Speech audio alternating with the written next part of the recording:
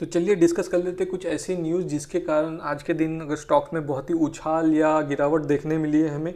तो एक के बाद एक न्यूज़ डिस्कस करते हैं और उसमें रिलेटेड उसके स्टॉक्स को देखेंगे, उसके अपर बॉटम लोअर बॉटम को थोड़ा देखेंगे, अगर हो सकेगा तो उसके फाइनेंशियल्स भी देखेंगे। तो चलिए बढ़ते हैं आगे। अगर एमी ऑर्गेनिक्स की बात करें तो सुबह मार्केट के साथ साथ ये खुलता है, गैप डाउन ओपनिंग होता है, बट अगेन जिस हिसाब से न्यूज़ चलती है फिर पॉजिटिव बाइंग देखने मिलती है ओवरऑल मार्केट में, तो जिसके कारण एक बहुत ही बढ़िया तेज़ी देखने मिलती है। देख सकते हैं 7.95% की तेज़ी देखने मिली है इसमें हमें। कंपनी का नाम यहाँ पर ऊपर है एमी ऑर्गेनिक्स लिमिटेड, जो कि आज के दिन अगर क्लोजिंग की बात करें तो 1170 की क्लोजिंग है। ये अगर मार्केट कैप की बात करें तो 4,000 करोड़ का मार्केट कैप है। बहुत ही छोटी कंपनी है, पेनी कंपनी है, और पेनी कंपनी भी इस हिसाब से 300 करोड़ का इन्वेस्टमेंट कर दी, तो आप सोच सकते हो कि ये एक दिन बड़ी बन सकती है। डेफिनेटली बनेगी अगर आप इन्वेस्टर्स भी इसमें इन्वेस्ट अच्छी तरीके से करेंगे। आज के दिन अगर देखें तो यहाँ पे एक स्मॉल कैप स्टॉक है जिसने जंप किया है 9.4% ऊपर आफ्टर कंपनीज एक्सपांशन प्लान। क्योंकि अगर कंपनी कुछ एक्सपांशन बोल रही है कि मैं ये इधर ये चालू करूँगा, वो चालू करूँगा और मेरा सेल्स ग्रोथ होगा, तो उस हिसाब से एक कंपनी को आज के दिन बाइंग देखने मिली उसमें। यहाँ पे देख सकते हैं the shares was one of the leading manufacturer of speciality chemicals gained up to a 9.4% after the company signed a memorandum of understanding with the global manufacturer of electrolytes. तो इलेक्ट्रोलाइट्स का जो एक प्रोसेस होता है, chemical process, उसमें company ने एक agreement sign कर लिया है ग्लोबल मैन्युफैक्चरर से। Not an Indian manufacturer but a global, मतलब मार्केट के बाहर एक्सपोर्ट करेगी, जिसके कारण एक बढ़िया बाइंग देखने मिली है। उसके साथ ही अगर एक तो एग्रीमेंट साइन की है, उसके साथ साथ और एक अगर न्यूज़ देखें तो एमी ऑर्गेनिक्स का यहाँ पे देख सकते हैं additionally at the upcoming vibrant Gujarat summit 2024 the company will sign an MOU, फिर से एक agreement with Gujarat government for a investment up to 300 crore for the establishment of a dedicated manufacturing facility. तो ये एक एक्सपांशन का बड़ा न्यूज़ है। एक तो ऑर्डर मिल रहा है, वो एक न्यूज़ हुआ, एक एक्सपांशन कर रही है, वो भी एक न्यूज़ हो गया, तो जिसके कारण इसमें बहुत ही बढ़िया एमी ऑर्गेनिक्स में बाइंग देखने मिली है हमें। साथ में थोड़ा नीचे जाके देखते तो ये जो फैसिलिटी है वो इलेक्ट्रोलाइसिस बिजनेस के लिए ही कर रहे हैं। हमें ऑर्गेनिक्स को जो ऑर्डर मिला है उसके लिए एक एक्सपांशन, एक सेपरेट फैसिलिटी बनाएगी और इसमें से ये प्रोडक्ट्स डिलीवर करेगी, तो एक बहुत ही बढ़िया बात है एमी ऑर्गेनिक्स के लिए। अगर एमी ऑर्गेनिक्स के सेल्स ग्रोथ को देखें तो लास्ट 5 साल में इसने 27% CAGR से रिटर्न दिया, और कंपाउंड प्रॉफिट ग्रोथ देखिए लास्ट 5 साल में 35% CAGR से दिया है। स्टॉक प्राइस अभी न्यूली लिस्टेड है तो देख सकते हैं 17% CAGR से रिटर्न दिया है।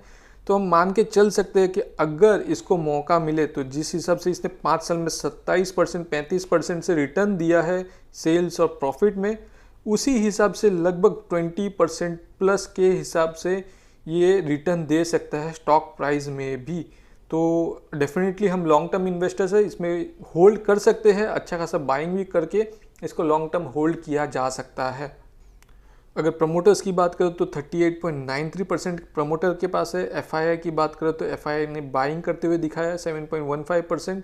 DII की बात करें तो DII ने भी बाई किया है 5.95%। और पब्लिक की बात करें तो पब्लिक के पास 47.97% है, जो कि एक मेजॉरिटी स्टेक से प्रमोटर्स से भी।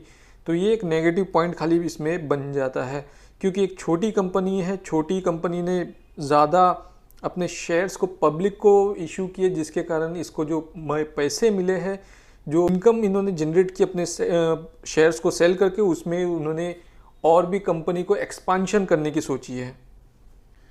अगर एमी ऑर्गेनिक्स के पर डे के चार्ट को देखें तो यहाँ पे देख सकते हैं कि बहुत ही बेहतरीन ओपनिंग होती है लगभग 2022 में। यहाँ पे देख सकते हैं अक्टूबर 2022 के आसपास, जहाँ पे बहुत ही बेहतरीन देखने मिलते, जो कि लगभग 1400 के आसपास चला गया था। उसके बाद जो डाउनफॉल होने के बाद ये देख सकते हैं इधर एक इसने रेजिस्टेंस फेस किया, इधर रेजिस्टेंस फेस किया, इधर रेजिस्टेंस फेस किया, इधर सेम जगह को ये सपोर्ट बनाता हुआ दिख रहा है। अभी फिर से ये यहाँ पे रेजिस्टेंस फेस करता हुआ दिख सकता है हमें।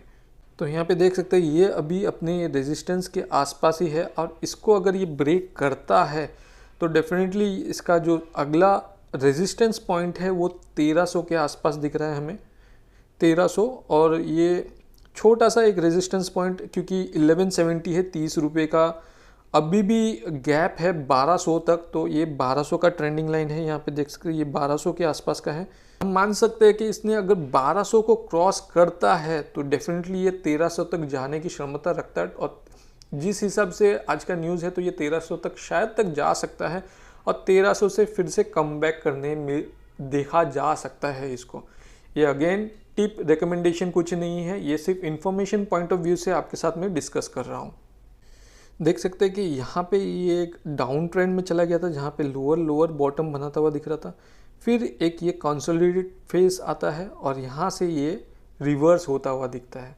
और रिवर्स होके भी ये अगर हम बात करें तो ये 1100 से आसपास से रिवर्स होता है, रिवर्स होके ये 1200 तक जा रहा है, और अगर ये 1200 के लाइन को ब्रेक करते हुए ऊपर जाता है तो हो सकता है ये 1300 तक जा सके।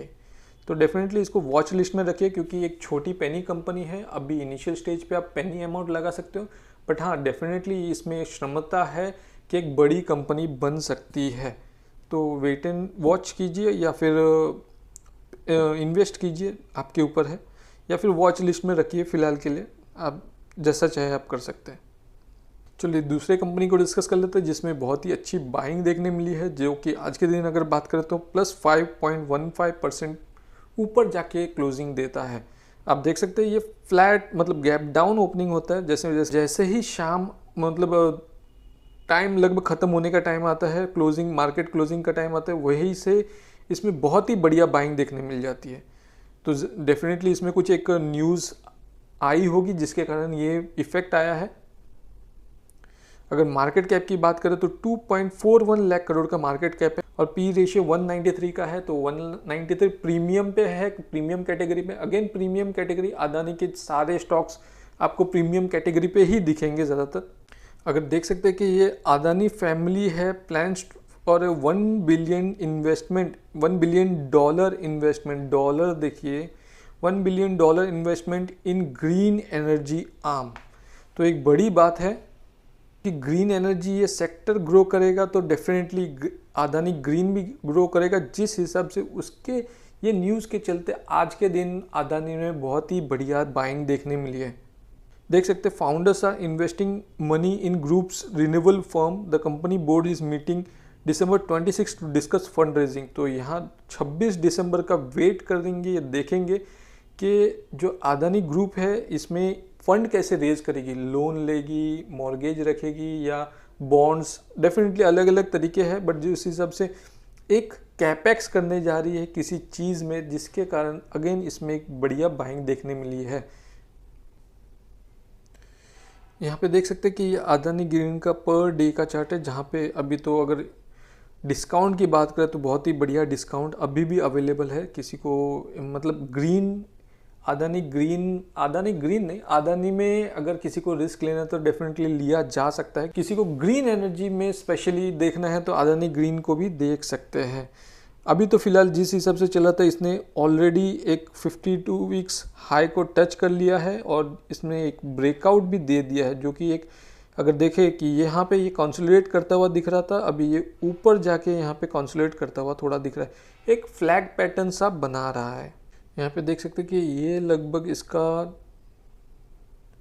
1300 के आसपास का लेवल है, जो कि इसने बॉटम बनाया था, यहाँ पे सपोर्ट लेते हुए फिर से ये अच्छा खासा बाइंग देखने मिला है। और ये सेम सपोर्ट यहाँ पे देख सकते हैं, ये जो एक सपोर्ट बना ये सेम उसी को इसने सपोर्ट मान के फिर से ऊपर चला गया। तो हमें इसने अपने सपोर्ट को रिस्पेक्ट किया है, जिसमें से बाइंग देखने मिली है हमें।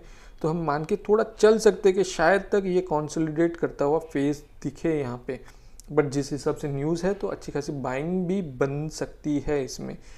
अगर किसी को बाय करना है अदानी ग्रुप में तो रिस्क बहुत है, अगेन रिस्क फैक्टर को भी ध्यान में रखिए। अगर ये नीचे गिरता है तो हो सकता है कि ये कुछ टाइम तक कंसोलिडेट, यहाँ से लेके यहाँ तक का जो गैप है यहाँ पे बहुत एक एम्प्टी स्पेस है, यहाँ पे कहीं पर भी सपोर्ट या कुछ भी दिखेगा नहीं, तो जिसके कारण हो सकता है कि ये नीचे आके यहाँ पे एक सपोर्ट लाइन बनाए। मैं कुछ बोल नहीं सकता एग्जैक्टली क्या हो सकता है, बट अगेन ये सारे जो फैक्टर्स हैं मैं आपके साथ डिस्कस कर रहा हूँ, ताकि आपको सारे फैक्टर्स पता रहे कि क्यों हम लोग ये डिस्कस कर रहे हैं। तो डेफिनेटली ये फैक्टर्स को भी ध्यान में रखिए। और आपको अगर ग्रीन सेक्टर्स में इन्वेस्ट करना है और अदानी में एक रिस्की कंपनी में इन्वेस्ट करना है तो डेफिनेटली इसको बाय कर सकते हैं।